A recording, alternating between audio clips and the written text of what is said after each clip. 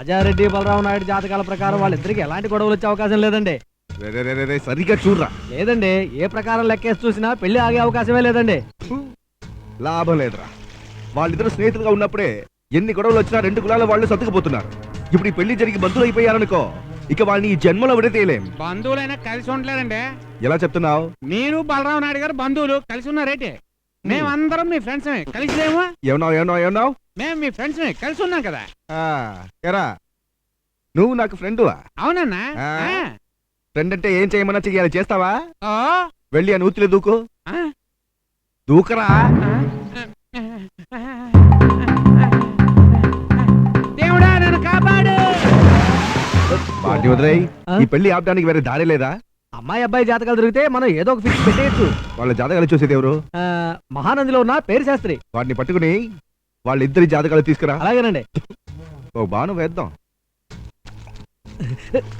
ఎరా దూకమనంగానే దూకేసావు, నీకు అంత విశ్వాసమా? ఊరుకోవయ్యా, నేను దూకకపోతే నన్ను అడుగు రాయి కట్టి ఆయనే దోచేస్తాడు, అందుకే దూకాను. అవునవును, నాకు ఇతని దగ్గర పనిచేయటం పులి తోక పట్టుకున్నట్టుగా ఉంది. నాకైతే పులేనా తోక పట్టుకున్నట్టుంది. సర్లే తుడుచుకో. పెళ్ళాం పిల్లలు బందర్లో ఉంటున్నారు, నేను ఇక్కడ ఒంటరిగా ఉంటున్నాను. అక్కడికి ట్రాన్స్ఫర్ చేయించారంటే పెళ్ళాం పిల్లలతో కలిసి ఉంటాను.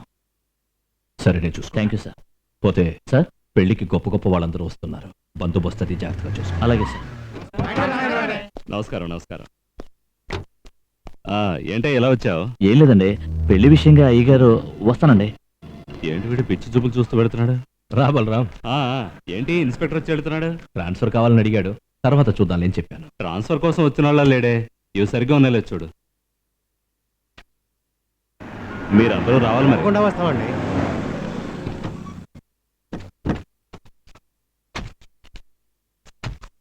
ఇదేం బాగాలేదన్నా. ఎవరెవరికో స్వయంగా వెళ్ళి శుభలేఖలు ఇస్తున్నారు. నేను మీకు దాయాతిని. నాకు పద్ధతి ప్రకారం మీరు ఇవ్వలేదే. 4 ఒక్కలు 5 ఆకులు 2 పళ్ళు పెట్టి ఏదో పేరు కోసం ఎవరో వచ్చి ఇచ్చిన్నారు.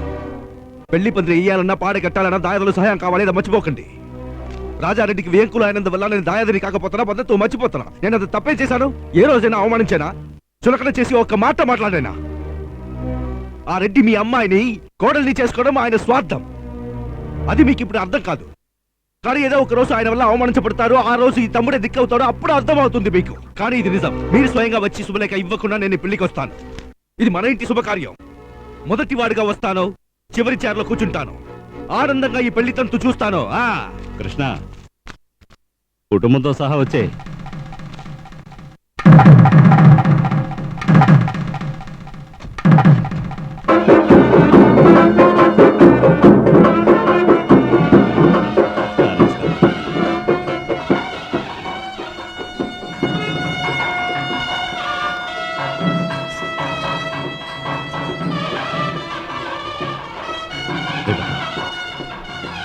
నమస్కారం.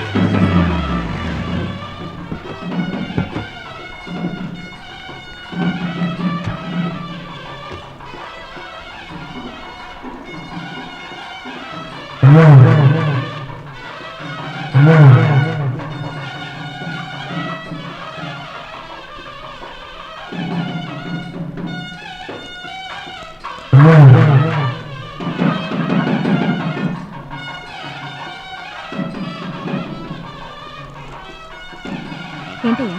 అమ్మా రెడీ అయిందా? త్వరగా.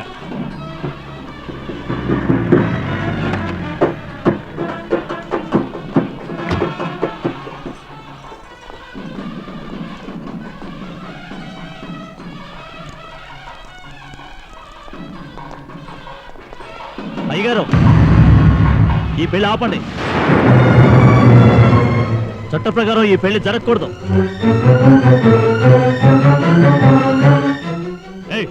ఎక్కడికి వచ్చి ఏం మాట్లాడుతున్నావు?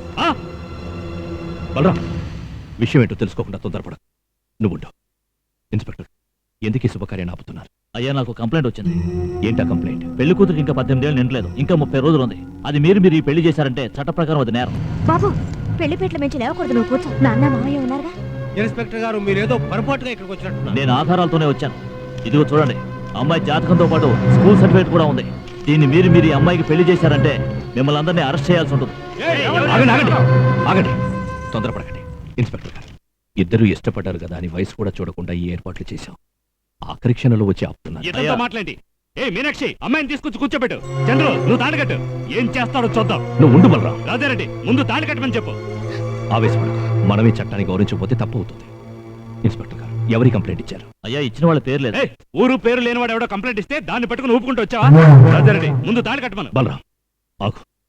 ఇన్స్పెక్టర్ గారు నేను ఈ పెళ్లి ఆపుతాను. రాజారెడ్డి ఎన్ను అనేది ఆవేశపడకు. ఈ కంప్లైంట్ ఎవరు ఇచ్చారో నాకు తెలియాలి. అంతవరకు మీరు బయటికి వెళ్ళలేరు. రే తలుపుని మూసేయండి రా. అయ్యా ఏంటి నాటకం? మీరే కదా ఈ పెళ్లిని ఆపించమని చెప్పారు.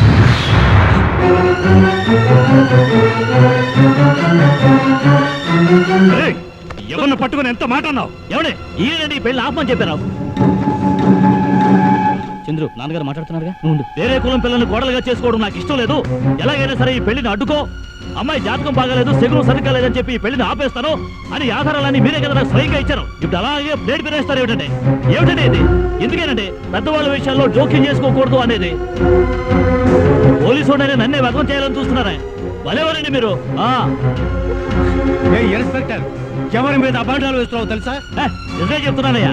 నాకు ఈ సహాయం చేస్తే బలరాం వల్ల నీకు సమస్యలు వస్తాయి, అందుకని నువ్వు వేరే ఊరికి వెళ్ళిపో అని చెప్పి బందరికి నాకు ట్రాన్స్ఫర్ ఇప్పించింది పెద్ద ఆయన. రాజారెడ్డి బలరాం ఎందుకు తాళి కట్టడం ఆపమన్నావు? ఎందుకు తాళి కట్టడం ఆపమన్నావు? అది కాదు బలరాం. నేను తాళి కదా కట్టమన్నాను. నీ కొడుకుని హత్య చేయమలేదుగా. చట్టం అంటూ ఒకటి ఉందిగా. ఏంటే పెద్ద చట్టం? 35 ఏళ్ళుగా మనం చూడని చట్టమా? మనం చూడని కోర్టా? మనం చూడని కేసా? జైలా? కొత్తగా చట్టం గురించి మాట్లాడతాం? అవును నాకు తెలియగడుగుతాను. ఇతను ఇక్కడి నుంచి ఎందుకు ట్రాన్స్ఫర్ చేయించావు? ఎందుకేనా? ఈ పెళ్లి ఆపడానికేనా? అర్థం చేసుకోకుండా మాట్లాడు. అవునయ్యా, ఇన్నాళ్ళు నిన్ను అర్థం చేసుకోకుండా అమాయకుల్లో ఉండిపోయాను. ఏ కులంలోనూ అబ్బాయిని అడగడానికి ఆడపిల్లి వారు రారు. కానీ నేను నీ కొడుకుని అడగడానికి బంధువులతో వచ్చి నీ ఇంటి ముందు నిలబడ్డాను. లోపలికి రమ్మని ఒక్క మాట అనుకున్నా అరగంట నిలబెట్టావు చూడు. అప్పుడే చెప్పుతో కొట్టినట్టయిందయ్యా. అవేం పట్టించుకోకుండా స్నేహమే ముఖ్యం అనుకుని వాటేసుకున్నాను చూడు. అదే నేను జీవితంలో చేస్తున్న పెద్ద తప్పు. ఆ రోజే నీకు కొలిపించి పట్టి పైకి నటిస్తున్నావని ఇప్పుడు అర్థమైంది. ఓయ్ బలరాం నాయుడు, ఆ రోజే చెప్పానుగా తాటి చెట్టు నీడ పరాయి కులం వాడితో సంబంధం నిలవని. ఇప్పుడు అందరి ముందు నిలబెట్టి పరువు తీశాడు చూడు. అనుభవించావు. ఇక పైన నీ మొహం కూడా నేను చూడను. చూసావా? నా కులం వాడు నా మొహం మీద కాంట్రీ చుమ్మేసి ఎడుతున్నాడు. కులం గురించి పట్టించుకోకుండా స్నేహమే ముఖ్యం, స్నేహితుడే ముఖ్యమని నీ చుట్టూ తిరిగారు. కానీ నువ్వు కుల పిచ్చితోను పదవి పిచ్చితోను నన్ను బలిపశువు చేశావు కదయ్యా. బలరాం ఈ పెళ్లి శాశ్వతంగా ఆగిపోలేదు, మళ్ళీ జరుగుతుందిగా. ఈ విధంగా పెళ్లి ఆగిపోవడం తర్వాత జరగడం నీకు నీ కొడుక్కి అలవాటై ఉండొచ్చు. నా కుటుంబానికి అలా కాదు. నువ్వు నోర్వి. ఏ ఇన్స్పెక్టర్ ఇంకా ఎందుకే నుంచున్నావు? ఇకపై నువ్వే ఈ పెళ్లి జరిపిస్తానన్నా జరగదు. పోవయ్యా. బలరాం తప్పు చేస్తున్నావు. అవునయ్యా తప్పే. ఈ 3 బారం చెట్టుని అలాగే వదిలేయాలి. చిగురిప చేయాలని ఆశపడ్డాను చూడు. అది నా తప్పే. చేసింది చాలు. అంతా సర్వనాశనం అయిపోయింది. రావే అమ్మాయి తీసుకురా. మన వాళ్ళంతా లేవండి. ఈ పెళ్లి ఆగిపోయింది. ఇక్కడ మనకు పని లేదు. ఇది పెళ్లి మంటపం కాదు, వల్లకాడు. బలరాం రాజారెడ్డి గారు ఏమిటండి మీరు ఇంత అన్యాయం చేశారు? అయ్యగారి గురించి తప్పుగా మాట్లాడితే నాలుగు చీరేస్తా. తప్పు చేసిన పెద్ద ఆయనే మాట్లాడకుండా మౌనంగా ఉంటే మధ్యలో నువ్వేంట్రా? ఏదో పెద్ద ఆయన కదా అని ఇన్నాళ్ళు మీ మీద గౌరవం చూపించాం. ఇలాగే పెట్టేశారేమండి? మర్యాదగా మాట్లాడు. ఎవరైనా మా అయ్యగారి గురించి తప్పుగా మాట్లాడారో ఇక్కడి నుంచి ప్రాణాలతో బయటికి వెళ్ళాలి. ఆపండి.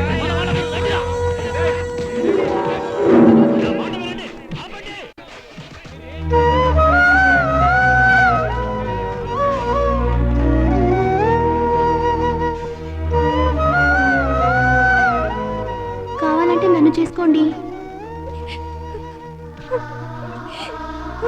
ఖచ్చితంగా నిన్నే చేసుకుంటా. ఆపండయ్యా. నీ గురించి తప్పుగా వాళ్ళేదో అంటే నువ్వు కూడా అంటావా? ఇంకా ఏంటి నిలబడి చూస్తున్నారు? నేను పడ్డ అవమానం చాలదా? ఇంకా పడాలా? పొండయ్యా. ఎడకమ్మా, ఏనాటికైనా నువ్వే ఈ ఇంటి కోడలివి. మీనాక్షి నువ్వేనా ఓదార్చకుండా ఇలా? రావే.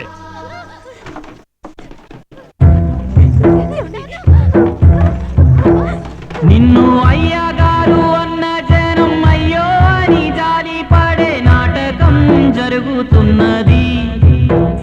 నీకు ప్రాణాలిచ్చే మిత్రులంతా ద్రోహం చే శత్రువులై గుండె నేడు మరుగుతున్నది. ఈ ఊరి జనం దేవుడని మొక్కుతుంటే తల ఎత్తి తిరిగేటి పెద్దాయనే తలదించేన. స్నేహం ప్రాణమని నమ్ముకున్న నమ్మకాలు వమ్ము కాక వెన్నుపోటు పొడిచే నయ వంచన.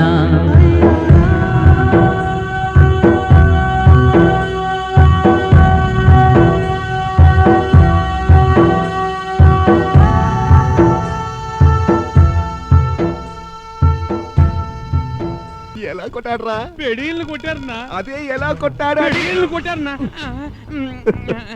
రే, ఇప్పుడు నువ్వు నన్ను కొట్టినందుకు కోపం వస్తే నిన్ను చంపేస్తాను. ఇదిగో ఈ డబ్బు తీసుకుని ఓ వారం రోజులు నా కళ్ళకి కనిపించకుండా వెళ్ళు. ఫోన్